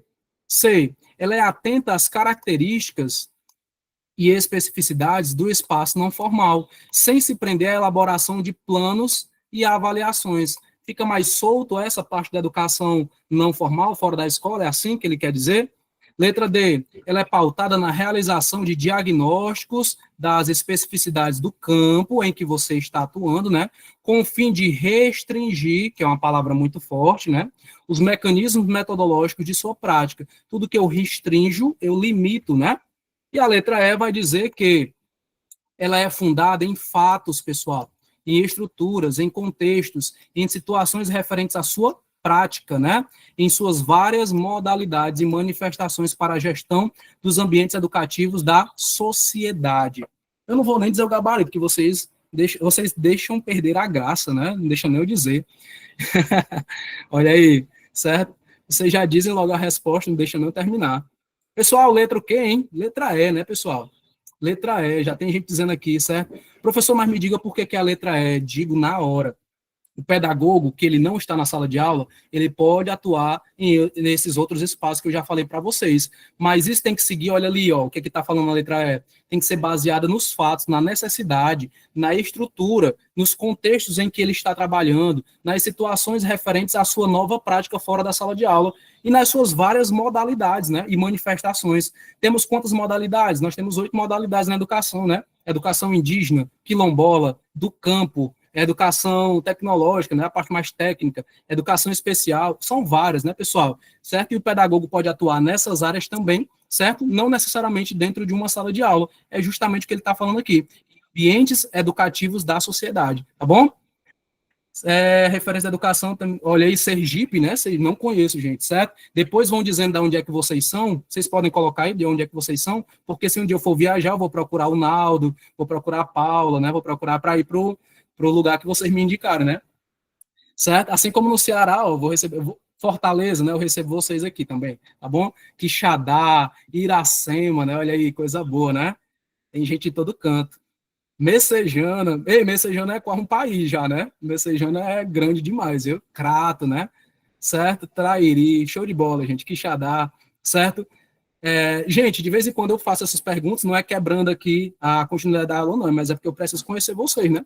Eu tenho que procurar depois o nome de vocês no Diário Oficial, né, não? Certo? Eu tenho que saber quem é o Jones, eu tenho que saber quem é a Paula, quem é a Lucivânia, tenho que saber. Bora para a sexta questão. Tem gente aqui de todo canto, até do Brasil. Pessoal, a sexta diz assim, ó. A educação, ela é necessária para a sobrevivência do ser humano, não é não? É sim. Tudo que nós fazemos envolve educação, certo? Para que ele não precise inventar tudo de novo. Então, pessoal, se nós estamos aprendendo aqui uma vez, o interessante é que a gente, quando for praticar outra vez, já saiba, né? Então, se você for estudar esse assunto outra vez, você já vai ter um conhecimento. Então, por isso que a educação é necessária. Porque imagina a gente aprender agora e depois aprender tudo de novo, né? Então, ela necessita apropriar-se da cultura, do que a humanidade já produziu. Então, educar também é aproximar o ser humano do que a humanidade produziu. Claro, se isso era importante no passado, quem dirá hoje, né? Hoje é ainda mais decisivo numa sociedade baseada em quê? Pessoal, tudo da gente é conhecimento, né? Aprender vem de, olha, ele vai dar o significado, ó. AD, que significa junto de alguém ou de algo, e esse nome aqui, ó, praender, tentar aprender, agarrar, pegar, viu? Significa isso aí, tá certo? Nós aprendemos porque nós somos seres inacabados, viu? Então, se você aí disser, professor, acho que o senhor sabe é de tudo, ó, eu vou dizer que nem é Sócrates, pessoal? Só sei que nada sei, certo? Pessoal, a gente funciona como ser inacabado, né? Eu estou aqui ensinando cada um de vocês, mas eu também estou aprendendo. Opa, isso aqui eu nem lembrava mais, ó, isso aqui, quanto tempo eu não ouvia falar disso, né, e tudo mais. Opa, a memória já vai, né, voltando. Nós, seres humanos, não só somos seres inacabados e incompletos, viu? Como também nós temos consciência disso, certo? Por isso precisamos aprender com pessoas, com outras pessoas, né? Aprendemos com porque precisamos do outro, né? Fazemos na relação com o outro, mediados pelo mundo, pela realidade em que vivemos. Quem foi que falou isso? Foi Gadot, certo? Então, Gadot aqui ele está afirmando que, peraí, bichãozão, né? Você precisa do outro para evoluir, tá certo, pessoal? Eu estou sendo só uma ponte aqui para que vocês alcancem o concurso do sonho de vocês, certo? Mas vocês depois abrir a boca e dizer assim, rapaz, eu aprendi sozinho, isso aqui ninguém me ensinou. Ah, vou ficar triste, viu? Vou ficar triste se você disser que não foi comigo. Foi com o professor Gabriel também, né? Mas você se dedicou. Foi com o IB, concurso também, certo? Então, pessoal, ele só quis dizer que tudo a gente aprende também com outros, né? Nada é sozinho. Um resumo aqui do texto, tá bom? E aí, considerando a abordagem do texto, é a sexta questão, né? Considerando a abordagem do texto, os profissionais da educação, pessoal, devem o quê? O que é que nós devemos aí enquanto profissionais da educação, tá certo? Não sei se vocês perceberam, mas de vez em quando eu dou umas altas e baixas aqui na minha listrinha, mas é porque eu estou aprendendo ainda essa nova ferramenta, viu? Não aprendendo aqui a primeira vez, mas é porque o mouse é novo também aqui. Enfim, bora lá. Então, a abordagem do texto, os profissionais da educação devem o quê, pessoal? Conduzir o planejamento escolar, priorizando o alcance de bons resultados nas avaliações extremas em larga escala. Foi isso que eu falei, foi, gente? Será que foi isso, hein? B. Perceber a cultura escolar como diferencial nas práticas pedagógicas, tendo em vista a autonomia ou a formação autônoma do nosso aluno. Será que foi isso também, hein? C, né? Promover encontros para a construção de propostas inovadoras e repassá-las formalmente aos gestores para a implementação. Eu falei disso, pessoal. D, atuar individualmente, olha aí, individualmente, o nosso texto, né, abordou isso, criando condições para viabilizar as ações e garantir espaço para atividades pedagógicas e administrativas. Foi isso, hein, gente? Ou letra E, né? Já tem gente dizendo a resposta. Garantir espaço de colaboração entre os pares, tornando co-participantes do projeto pedagógico na tomada de decisões sobre a infraestrutura da escola. Estava tão bonitinha a letra E, né? Mas no final eu não sei se ainda ficou bonito. O que, é que vocês acham aí? Francisco Dione já disse aqui letra B. Será, hein? Teve outras pessoas também. Gente, vocês me lembram de beber água, tá certo? Eu esqueço. Letra B, é? Esse meu copinho aqui é da onde? Paraíba, João Pessoa. Alguém é daí? Paraíba, João Pessoa, olha aí. Trouxe vocês comigo, se forem, né? Bora lá. Letra B foi? Perceber a cultura escolar como um diferencial nas práticas pedagógicas é um diferencial, pessoal, certo? Você que mora no interior, a sua aula e a sua comunidade escolar é igual ao pessoal da capital, gente, é? É igual o pessoal lá do sul, do Sudeste, do Centro-Oeste, do mais, né? A sua cultura escolar, ela é um diferencial nas suas práticas pedagógicas. Eu não posso dizer que eu vou fazer aqui, só um exemplo, né? Uma caravana e levar os meninos para a praia, se eu não moro perto da praia, se a escola não é perto da praia, né? A minha cultura escolar, o meu meio também, né? Ele influencia na minha prática pedagógica, mas ele ainda fala aqui, ó, tendo em vista a formação autônoma do nosso aluno, né? Essa cultura de autonomia do nosso aluno. Lembra que eu falei, né, que nós temos agora um aluno que ele é participativo, ele é ativo, ele sabe também agora se posicionar, viu, pessoal? Antigamente talvez não soubesse, era ser passivo, né? Agora o nosso aluno, ele é ativo, né? Então, os profissionais de educação devem perceber a cultura escolar como um diferencial nas práticas pedagógicas, tendo em vista a formação autônoma do nosso aluno, né? Então, nesse caso aqui, é um dos pilares da nossa educação atual, tá bom? Letra B, né? Letra B, vou marcar aqui, ó. Marquei. Bora para a sétima. Tá acabando, viu? Tá acabando. Sétima questão. A educação infantil. Alguém aqui é da educação infantil, gente? Consiste em espaço propício para aquisição de múltiplas formas da linguagem. Vocês querem ver eu arrumar uma briga com o pessoal da educação infantil aqui? Eu dizer assim, pessoal, vocês têm que alfabetizar os meninos, pessoal, pelo amor de Deus. Os meninos chegando no primeiro ano, pessoal, sem saber nem escrever ou ler. Querem, aí, ó, não sei que eu ia arrumar uma briga com vocês, né? Professor, mas na educação infantil é ludicidade, é movimento, é brincadeira, né, não, pessoal? Certo? Então não vou arrumar briga com vocês, não, tá certo? Vou arrumar briga, não. Tá bom? Para apropriação cultural, aquisição de valores sociais. Olha o tanto de coisa, pessoal, da educação infantil. Apropriação cultural, aquisição de valores sociais, desenvolvimento da autonomia, nosso aluno precisa, viu, na educação infantil, e, sobretudo, para a construção do conhecimento. E pode, professor, na educação infantil? Claro, nosso aluno pode, como qualquer outro. O que está intimamente atrelado à prática da leitura de mundo por parte da criança. A leitura de mundo é definida pela forma como a criança ela produz significados e dá sentido às suas experiências sociais. Você está vendo que ele não está falando leitura do português, né? Da gramática, disso. Não, leitura de mundo. O foco aqui é leitura de mundo, tá certo? Na educação infantil. Isto é, os significados e os sentidos dados aos eventos sociais dos quais as crianças são participantes, concretiza a construção do seu repertório de conhecimentos atinentes ao mundo. Então, tudo aqui vai muito de conhecimento de mundo, da sociedade, do meio em que ele vive. Esse conjunto de conhecimentos, ele reflete na sua leitura de mundo o que está intrinsecamente ligado à construção da sua identidade. Então, o nosso aluno, ele não só vai aprender lá na educação infantil, mas na casa dele, na sociedade, e sempre voltado muito a conhecimento de mundo, ludicidade, interação, brincadeira, jogos, tá bom? Certo? Isso aqui é um pensamento, né? Vamos lá. Qual é essa questão? É a sétima, né? A partir das definições expressas no texto e sobre o ensino de língua portuguesa nos anos iniciais da escolarização, avalie as afirmações a seguir. Deixa eu só te dizer uma coisa, ele está falando aqui de anos iniciais, aí tu diz, professor, anos iniciais, ao que eu sei, é primeiro ao quinto, né? Então, já vou pensar nisso, não é isso? Gente, o foco daqui é educação infantil. Então, algum texto ele pode se referir a anos iniciais voltados também à educação infantil, que para ele é um ano, são os anos iniciais da educação. Não é segundo a LDB muitas vezes, tá bom? Então, cuidado para não confundir. Tem os anos iniciais, primeiro ao quinto, nesse caso, né, que é o anos iniciais do ensino fundamental, só que no texto ele faz muita referência a esses anos iniciais como fosse a educação infantil. Os anos iniciais de educação da criança, né? Foge da parte mais teórica, iria para uma parte mais prática, tá certo? Então, avalie sobre o que ele quer, né, pessoal? Sétima questão, bora aqui. Ele diz assim, ó, na educação infantil se faz imprescindível que a alfabetização ela seja contextualizada, para que as crianças elas possam compreender conteúdo de língua portuguesa nos anos iniciais do ensino fundamental regular. Necessariamente, tu acha que seria isso, pessoal? Certo?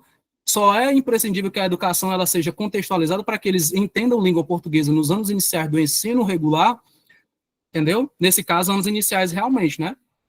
E aí você analisa, tá bom? Na 2 ele diz assim, ó, na formação docente que atua na educação infantil, exige-se que ele esteja, olha a palavra exige-se, né? Que ele esteja em constante processo de atualização, o professor, né?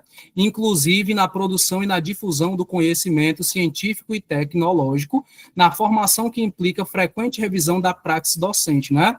Deixa eu aproveitar e dizer para vocês que eu não sabia o que era praxis docentes, e em São Gonçalo da Amarante eu fui eliminado por uma questãozinha, porque eu não sabia o que era praxis, acredita, gente? Há uns 10 anos atrás, enfim, há uns 8 anos. Professor Gabriel, existe-se realmente, pessoal, ou recomenda-se, né? Será que é uma exigência ou uma recomendação? Não sei, não vou dizer para você não, agora não. Bora para 3. A avaliação do desenvolvimento da linguagem na educação infantil, pessoal, ela deve considerar a história de vida das crianças, respeitando, portanto, os princípios éticos, estéticos, de valorização da diversidade humana, de valorização das manifestações artísticas e culturais. E aí, hein, gente, falei alguma coisa absurda ou não? 4. A orientação oficial exposto nas diretrizes curriculares nacionais para a educação infantil, que é o nosso foco do texto, né? É resultado de pesquisas realizadas por docentes pesquisadores na área ao longo dos estudos desde a década de 1980. Professor, mas isso aqui nem estava no texto, né? Mas a educação infantil aqui estava, e as diretrizes fazem parte da educação infantil. Então, analise aí, certo? Professor, sou obrigado a saber esse ano aqui, essa idade. Você não é obrigado, mas é bom que você saiba. Enfim, certo?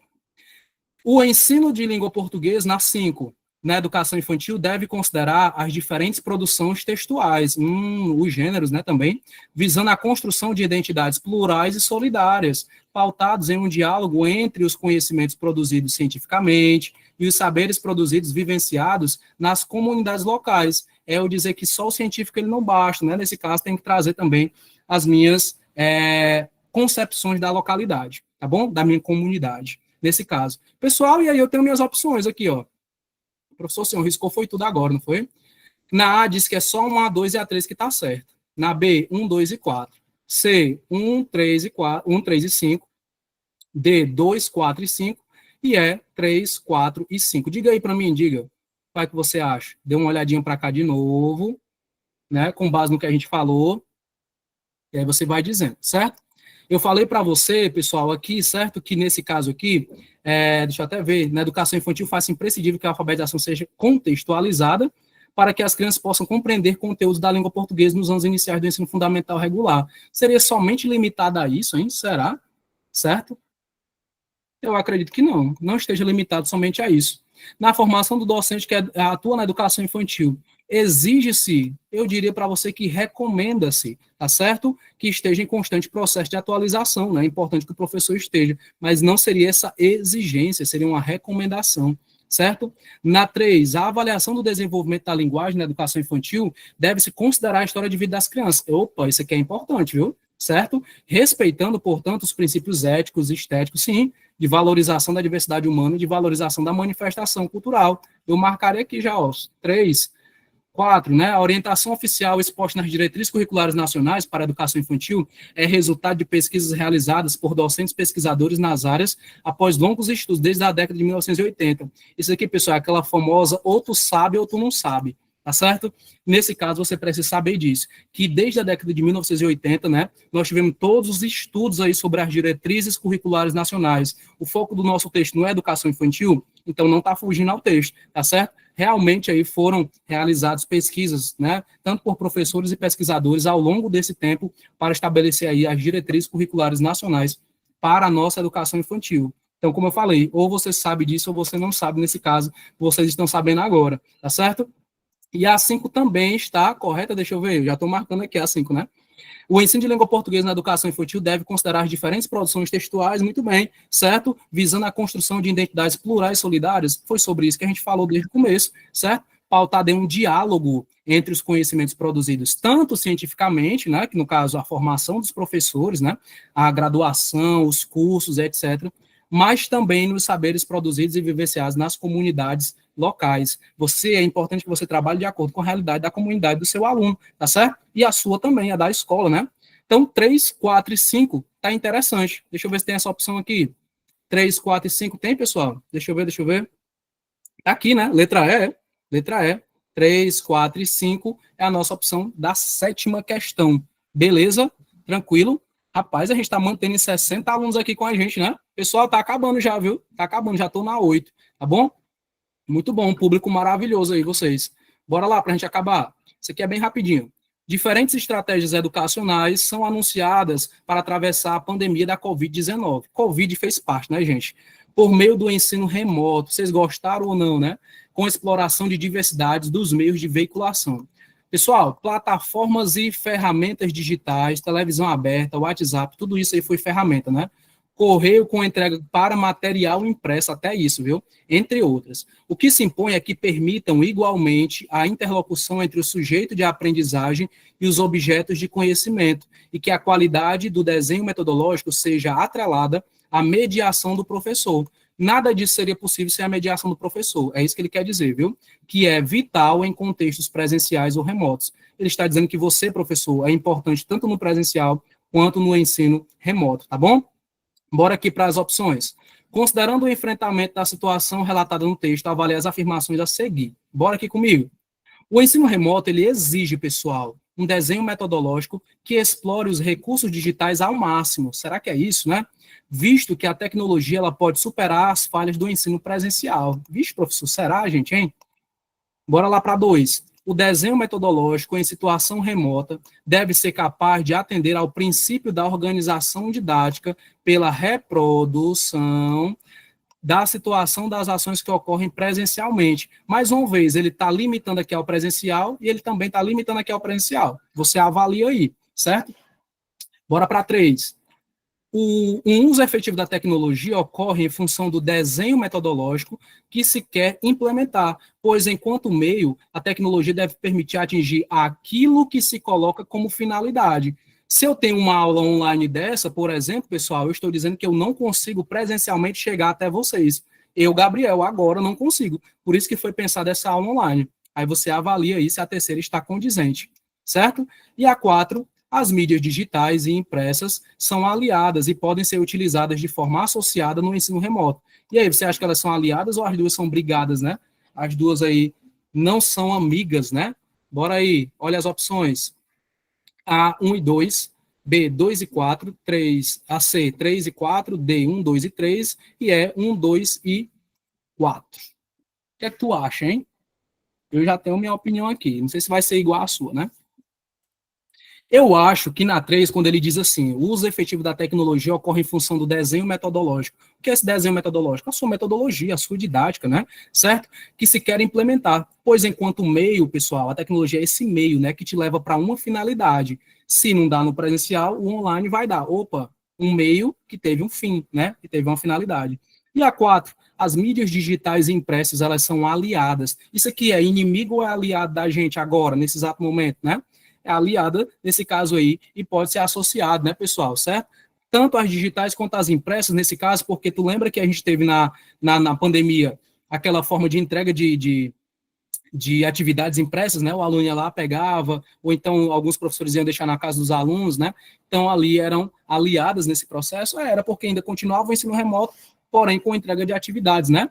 Então, 3 e 4, né, pessoal? 3 e 4 está correto aqui, na minha opinião, elas estão as mais corretas, tá certo? 3 e 4 são as nossas opções do gabarito, deixa eu ver aqui, letra C, né? 3 e 4, tá certo? Na primeira fala que ele, no caso, tem que ser usado ao máximo e não necessariamente, né? Ele só serve ali, certo? Até onde me faz bem o ensino remoto e, nesse caso, ele não supera essas falhas totais do ensino presencial, certo? E outra coisa que ele não é só para reproduzir a situação ali na 2 do ensino presencial, tá certo? Ele não é só um substituto ali, certo? Ele é um complemento, tá bom? Essa educação remota nossa, ela é um complemento. Bora para a questão 9, estou acabando, viu? Via-se nitidamente no primeiro dia o entusiasmo da diretora, olha aí, e a desconfiança da maioria dos professores. Por quê, gente, hein? Quanto ao projeto de transformação da escola em comunidade de aprendizagem. Enquanto se apresentavam as características da sociedade informatizada, as necessidades de formação e decorrente das transformações da escola e os projetos que formam os antecedentes da escola alternativa. Professores faziam intervenções quanto ao interesse das famílias na aprendizagem de seus filhos, né? E na participação na vida escolar. Eram falas que me faziam lembrar dos discursos sobre a relação entre escolas e famílias, a parceria, viu? Membros responsáveis pela sensibilização respondiam às manifestações com um tom sincero sobre a necessidade de expectativas positivas em relação às famílias. Deixa eu resumir esse texto todinho para você. Aqui ele está falando, já que você também está vendo, né, não precisa eu ler tudo, certo? Sobre uma diretora, né, entusiasmada com a nova proposta de educação, e o núcleo de professores ali meio desconfiado, né? Os pais também, com sugestões, etc. Mas ela quer agora uma escola transformadora, uma escola com mais participação, e aí está tentando convencer os professores e famílias sobre isso também. É isso que resume o texto de Mello aqui, tá bom? E aí ele diz assim, ó, considerando o texto apresentado e os desafios para a articulação escola-comunidade, essa parceria, né, avalie as afirmações a seguir. Bora aqui comigo.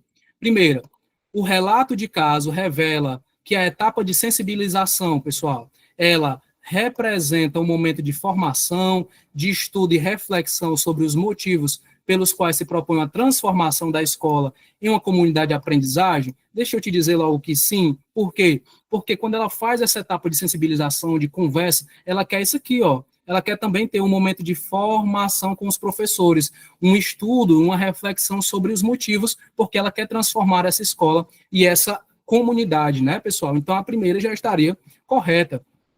A 2 vem dizer que ela quer um diálogo entre todos os envolvidos na vida escolar, permitindo aí conhecer novas formas, né, de organização, tanto interna quanto externa, e de avaliar os pontos fortes e frágeis a serem enfrentados no processo de implantação de uma escola alternativa. Foi isso que ela quis fazer nessa reunião com os pais, com os responsáveis, tá certo? E com os professores. Esse diálogo entre os envolvidos para conhecer a nova forma de organizar a escola. 1 e 2 está correto. 3, um tema relevante na etapa de preparação das escolas, essa conversa de escola transformadora, né? É a participação das pessoas na instituição, seja dos profissionais que nelas atuam, seja das famílias. Isso aqui é gestão democrática, né? Certo? Para a discussão sobre escola, suas necessidades e o papel de cada uma delas. Pessoal, 1, 2 e 3 está impecável. Ok. Bora para 4. Será que são todas, hein? 4. Na escola transformada em comunidade de aprendizagem, os gestores eles são responsáveis pela ordenação do tempo e do espaço da escola e pela organização do trabalho pedagógico de modo a atender às demandas da comunidade. E eu digo para você, isso aqui é gestão democrática, sim ou não? Deixa eu ver se vocês estão acordados. Estou finalizando já, só falta a última, né? E aí, sim ou não? A 4, pessoal, nesse caso, professor, mas o gestor ele tem também autonomia, tem também essa parte, pessoal, mas lembra que a gente está falando de escola, né? Gestão democrática, nesse caso, gestão participativa, mais uma vez acaba recaindo nisso, né?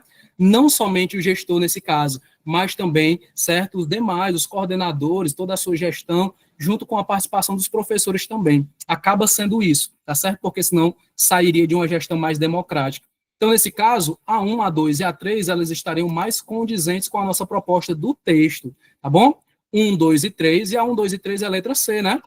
Olha aí, vi que vocês estão por aí. C, 1, 2 e 3. Acaba sendo a nossa resposta, nosso gabarito correto. E chegamos na última, porque eu sei que vocês querem agora dar uma saída também e aproveitar a noite, né? Também vou já, viu? Bora para 10, para terminar. A educação coincide com a própria existência humana. O professor está no edital? Tá, gente. Educação e trabalho. Eu já digo logo para você. A educação coincide com a própria existência humana. As origens da educação se confundem com as origens do próprio homem, certo? Então, a educação está na nossa vida. À medida que determinado ser natural se destaca na natureza, é obrigado, para existir, a produzir a sua própria vida, e que ele se constitui propriamente como homem. O ato de agir sobre a natureza, adaptando-se às necessidades humanas, é o que conhecemos por trabalho. Então, ele só quer te dizer aqui que a educação e trabalho estão interligados. Trabalho faz tudo na nossa vida, né? Por isso, podemos dizer que trabalho define a essência humana. Se você trabalha, você é cidadão, você é participativo na sua comunidade, enfim, em tudo, né? Portanto, o homem, para continuar existindo, precisa estar continuamente produzindo, não? Para a sua própria existência através do trabalho. Isso faz com que a vida do homem seja determinada pelo modo que ele produz a sua existência. E para a gente finalizar, chegamos na última. Olha aí o que ele diz aqui na 10. Ele diz o seguinte: a partir das ideias apresentadas do texto a respeito de conceitos relativos ao trabalho e educação, avalie as afirmações a seguir. Primeira, pessoal, a educação para o trabalho resulta da própria natureza humana. Nós fomos feitos e criados para trabalhar, né? É isso? Ou seja, da ação do homem de produzir a própria vida agindo sobre a natureza. Lembra de Adão e Eva, né? Quando eles foram expulsos do paraíso, eles tiveram que agora fazer o quê, hein? Aí você me diz. 2, né? Segundo a mitologia também, né, pessoal? Os estudos. 2. Educar pressupõe a possibilidade de diferenciar os proprietários e não proprietários por meio da produção. Será que é isso, hein? 3. As formas de organização da educação atendem às demandas constituídas historicamente pelas relações sociais.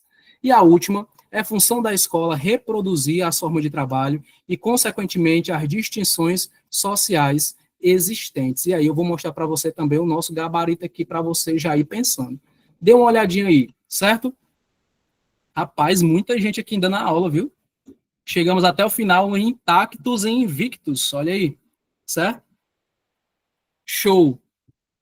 Sabe um gabarito? Já posso ir dizendo para vocês? Deixa eu dizendo logo enquanto vocês digitam, né? Pessoal, a educação para o trabalho resulta na própria natureza humana. Pessoal, o homem foi feito agora para trabalhar, né? Se a gente for no quesito Adão e Eva, como eu disse para vocês, quando o homem ele é expulso do paraíso, né? Deus ele afirma lá, né? Enfim, certo que agora o homem vai colher o fruto do seu trabalho, né? Então vai viver pelo fruto do seu trabalho. Ou seja, a ação do homem de produzir a própria vida, né? Agindo sobre a natureza. Então, nós fomos feitos tanto para nos educarmos, né, e tudo mais, quanto para o trabalho também, né? Certo? A primeira está ok, certo? A segunda, educar pressupõe a possibilidade de diferenciar proprietários e não proprietários nos meios de produção. De acordo com o texto, ele não quis fazer essa diferenciação de proprietários e não proprietários de produção, né? De trabalhador, nesse caso, e de empregado. Ele não quis fazer essa distinção. Se ele quisesse ter falado disso, ele tinha falado de Karl Marx, por exemplo, né? E as críticas relacionadas à alienação ao trabalho, por exemplo, tá bom? Então, nesse caso, a 2, não. A 1, ok. 3. As formas de organização da educação atendem às demandas constituídas historicamente pelas relações sociais. A nossa educação sempre vai se basear principalmente na nossa forma de sociedade, né, pessoal? Por exemplo, por que aqui em 2025 existem escolas técnicas, né? Vocês entendem que a questão da mão de obra qualificada é necessária, né? Enfim, e age nesse meio. Cada vez mais nós temos mestres e doutores, professores mais capacitados. Por quê? Porque a nossa educação exige. Porque, às vezes, aumenta um pouquinho a valorização, o salário sobre isso. Então, nós precisamos ir nos adaptando às nossas realidades atuais. Então, a 3 também está ok, né? E a última é a função da escola reproduzir as formas de trabalho e, consequentemente, as distinções sociais existentes. Reproduzir não nesse caso, né, pessoal? Mas, enfim, as distinções sociais existentes, né, pessoal, certo?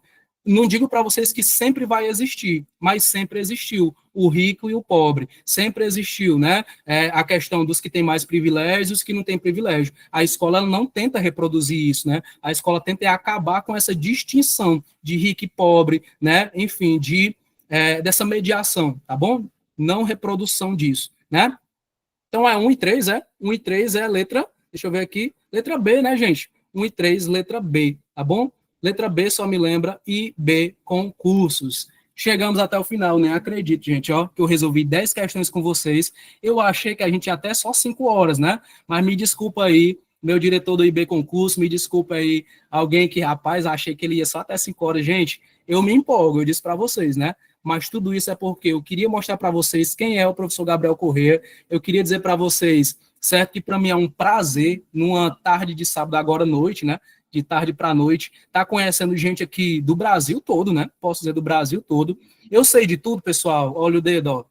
Não sei. Se um dia eu cometer um gafe com vocês, se um dia eu der um gabarito aqui, vixe, perdão, pessoal, esse outro aqui e tudo mais, isso acontece, pessoal, tá certo? Então, esse é o professor Gabriel, certo? O professor tem um edital para passar para a gente? Gente, tanto tem quanto vocês podem dar um Google também, certo? Edital PND, tá certo?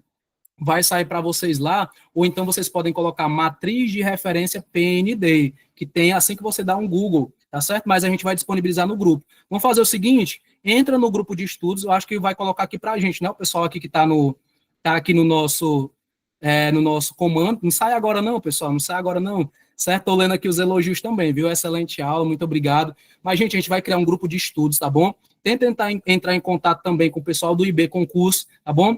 Se você gostou da aula, pessoal, tem mais aula e um bocado de aula para vocês no nosso curso. Eu vou esperar vocês lá, certo? Tanto teoria quanto resolução de questões. E eu vou ficar muito feliz se a gente formar essa turma. Lembra que o preço está a R$100, né? Fechou 30 pessoas, R$ 100. Passou disso, aí é lote 2, aí é mais, né? Certo? Mas entre no lote 1. E se você puder, tira um print dessa aula aqui, marca a gente lá no Instagram, certo? O meu é @GabrielCorreiaProf, tá bom? Gabriel Correia Prof é o meu Instagram, certo? Eu acho que eu tô lá numa praia, alguma coisa assim, na minha fotinha lá, né? Não que eu só viva na praia, viu, pessoal? Mas, certo? Mas, gente, mais uma vez, um prazerzaço estar com vocês. Obrigado pela confiança e credibilidade, né? Se puder aí rasgar elogios também no privado dos outros, gente, ele é bom mesmo, viu? Eu pensava que ele era ruim, mas ele é bom, certo? Porque eu achei vocês maravilhosos, tá bom? É isso, é o máximo que eu podia colaborar com vocês. 10 questões resolvidas baseadas no ENAD, na PND e no INEP, beleza? Tamo junto. Valeu, pessoal. Um abraço.